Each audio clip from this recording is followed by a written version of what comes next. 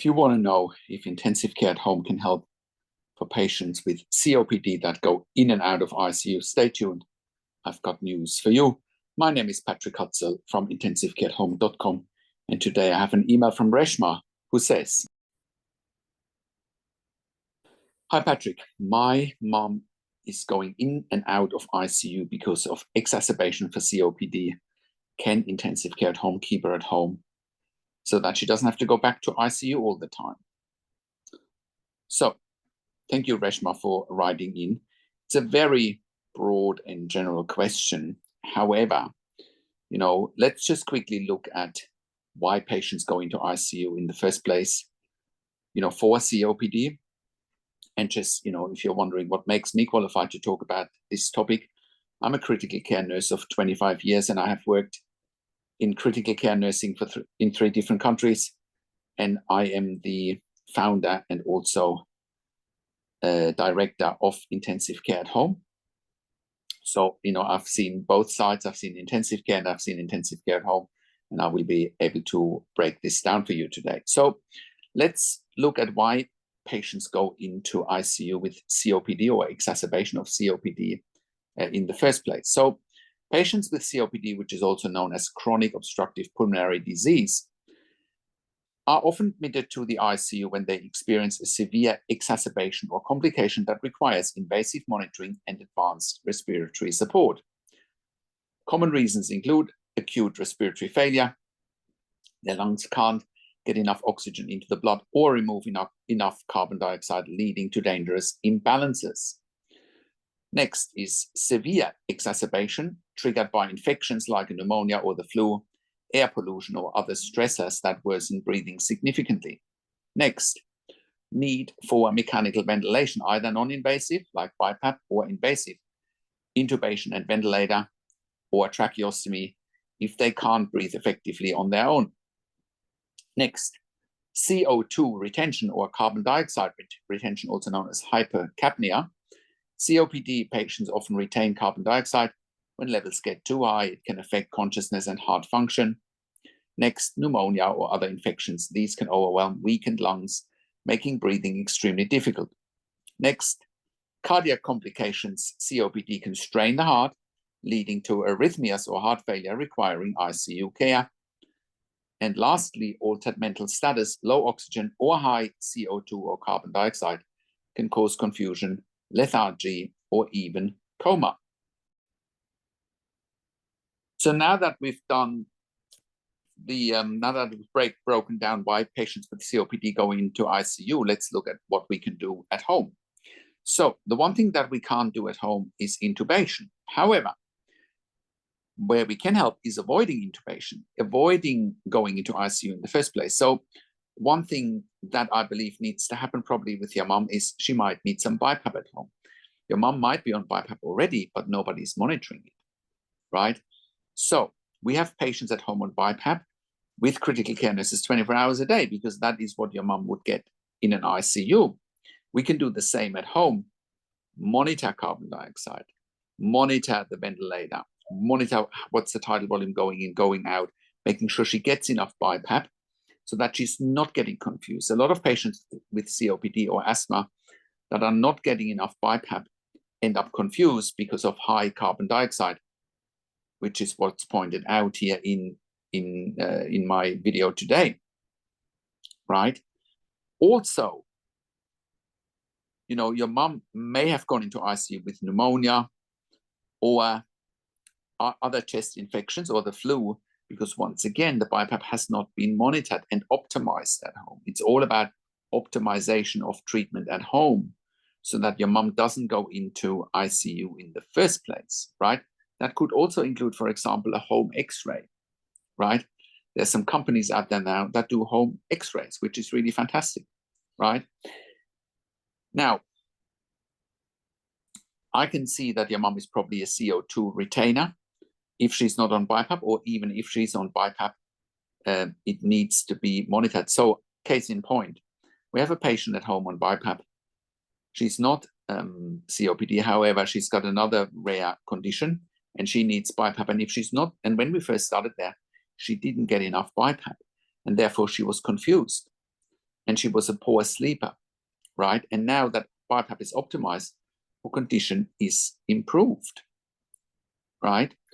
Also, if your mom is not getting enough BiPAP at home because nobody's monitoring it, nobody knows when to put it on, nobody knows what the signs are to put it back on, or potentially keep it on all the time, you know, she might end up with pneumonia, because not getting enough BiPAP when with COPD can cause weakened lungs, which will lead to difficulties breathing, and which can lead to chest infection and pneumonia.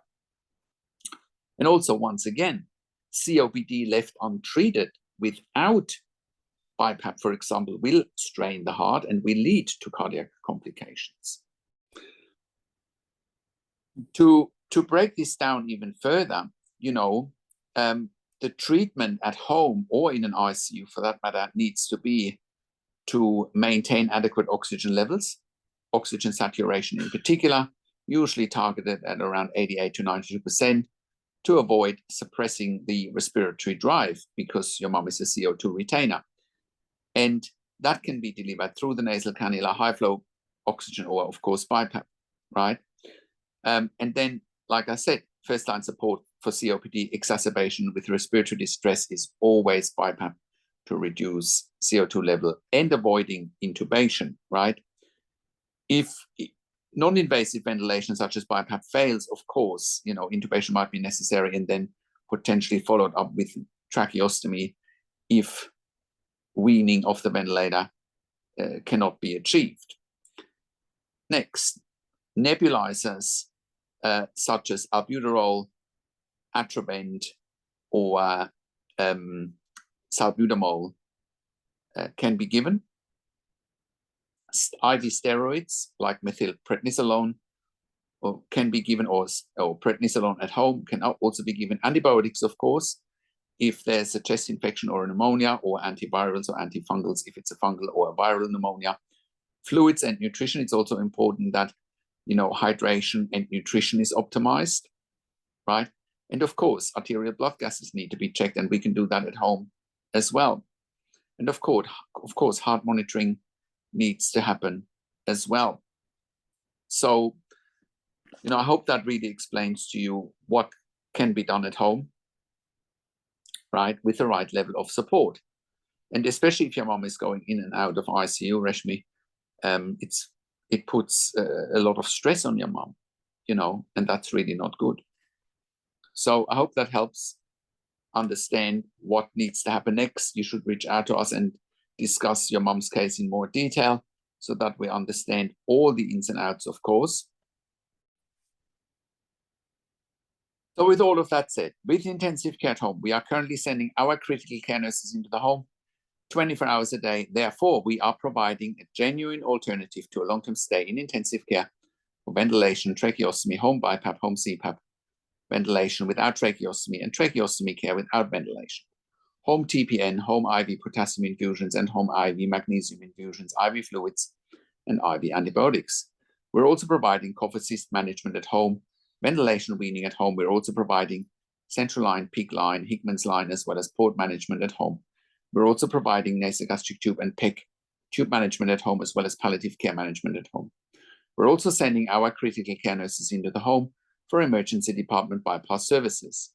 We have done so successfully as part of the Western Sydney Local Area Health District, their In Touch program, saving approximately $2,000 per patient that we keep at home instead of them going into an emergency department.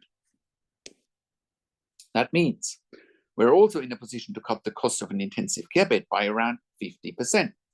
An intensive care bed costs between $5,000 to $6,000 per bed a day. Intensive care at home costs between $2,500 to $3,000 per bed day. And we're freeing up the most sought after bed in the hospital, which is the ICU bed. Most importantly, we're improving the quality of life for patients and their families, which is a win-win situation for all stakeholders. With intensive care at home, we are currently operating all around Australia, in all major capital cities, as well as in all regional and rural areas. We are an NDIS approved service provider all around Australia, TAC and WorkSafe in Victoria, iCare in New South Wales, NIISQ, as well as the Department of Veteran Affairs, DVA, all around Australia. Our clients and we as a service provider have also received funding through public hospitals, private health funds, as well as departments of health. We are the only service provider in Australia that has achieved third-party accreditation for intensive care at home nursing in 2025. We have been achieving this high level of accreditation since 2012. No other provider in Australia has achieved this high level of accreditation in the community and has created more intellectual property for intensive care at home nursing than we have. This puts us in a position to employ hundreds of years of critical care nursing experience combined in the community. No other service provider in 2025 employs a higher skill level in the community than we do, and that enables us to look after the highest acuity adults and children in the community in Australia safely. If you're at home already and you're watching this, or you're stuck in an ICU and you realize that you don't have the right level of support, I'll give you a very tangible and real-world example today how we can help. One of our first clients when we first got started over 10 years ago in 2012 was a client who was at home initially on a ventilator with a tracheostomy with a support worker model 24/7. Of course, disability support workers cannot look after a critical care patient on a ventilator with a tracheostomy. That is dangerous and it's negligent. Having support workers looking after a client at home on a ventilator with a tracheostomy, that is like flying the airplane with the cabin crew instead of the pilot. Because anyone on a ventilator with a tracheostomy is at very high risk of medical emergencies or is at very high risk of dying if they don't have a stable team of critical care nurses looking after them 24/7 at home. This is actually evidence-based in the community and is documented in our mechanical home ventilation guidelines that you can find on our website at intensivecarehome.com. Think about it. In an intensive care unit, in a hospital, you wouldn't have support workers looking after a critical care patient on a ventilator with a tracheostomy. So why would anyone in their right mind would do that in a home care environment where there are fewer resources? So eventually this client and the ICU that he was basically living in found out about us. We were proving our concept with this ventilated and tracheostomy client very fast. When we worked with the ventilated and tracheostomy client, we sent him intensive care nurses 24 hours a day. He never ever went back into ICU ever again. We were proving our concept very fast, and the insurance buddy saved half of the cost of paying for the intensive care bed. So it was a win-win situation all around. We can do the same for you if you're not safe at home, which includes the advocacy for funding that goes along with it, which ties in, with what I talked about just now. We have always successfully advocated for our clients, otherwise we would not be in business. The same is applicable for those stuck in an ICU, similar to many of our other cases. Please reach out to us. We'll make it happen for you as well. We take you through the right steps. This is also why we are providing level 2 and level 3 NDI support coordination. We have a team of NDI support coordinators and they have a wealth of knowledge. I've done an interview with Amanda Riches, one of our NDI support coordinators, and I'll put a link to an interview with Amanda in the written version of this blog below the video. We're also providing TAC case management and WorkSafe case management in Victoria with Lucy McCotter. And if you are an NDI support coordinator or a case manager from another organization watching this and you're looking for nursing care for your participants, please reach out to us as well if you're looking for funding for nursing care for your participants and you don't know how to go about it and how to advocate for it, what evidence to provide, I encourage you to reach out to us as well. We will help you with the right level of funding and with the right level of advocacy. We're also providing NDI specialist nursing assessments done by critical care nurses with a legal nurse consulting background. And if you are a critical care nurse and you're looking for a career change and you want to join a very progressive, dynamic, and high-performing team of critical care nurses, we are employing hundreds of years of critical care nursing experience combined. If you're looking for a career change, we're currently hiring for jobs for critical care nurses in Melbourne, Sydney, Brisbane, in Albury-Wodonga, in Bendigo, in Geelong, and in Warragul in Victoria. If you have worked in critical care nursing for a minimum of 2 years, pediatric ICU, ED, and you have already completed a postgraduate critical care nursing qualification, we will be absolutely delighted hearing from you. I have a disclaimer though, because we are offering a tailor-made solution for our clients, which includes regular staff. Our clients also do want the same staff coming over and over again, because they are so vulnerable and so special, and that's why we need regular staff. So if you're looking for agency work where you can come and go, this will not be the right fit for you. We are looking for consistency, and our clients are looking for consistency. So please only apply with us if you can give us regular and consistent availabilities for shifts, and you're really keen on building relationships with us and with our clients. And if you are an intensive care specialist or an ED specialist, we also want to hear from you. We're currently expanding our medical team as well. We can also help you eliminate your bed blocks in your ICU and in your ED for your long-term patients or for your regularly readmitting patients with our critical care nursing team at home. We're here to help you take the pressure off your ICU and ED beds. And in most cases, you won't even pay for it. Even if you do pay for it, it is so much more cost-effective than what you're paying for in ICU and ED settings. And you get the same level of care and simply more patient and family satisfaction, because you also want to partner with your consumers. If you're in the US or in the UK and you're watching this, or in any other country, and you need help, we want to hear from you as well. We can help you there privately with one-on-one consulting and with hiring nurses privately. Once again, our website is intensivecareathome.com. Call us on one of the numbers on the top of our website, or simply send us an email to info@intensivecareathome.com. And if you like my videos, subscribe to my YouTube channel for regular updates for families with intensive care at home and intensive care. Click the like button, click the notification bell, share this video with your friends and families, and comment below what you want to see next and what you think about this video. Thank you so much for watching. This is Patrick Hutzel from intensivecareathome.com, and I will talk to you in a few days. Take care for now.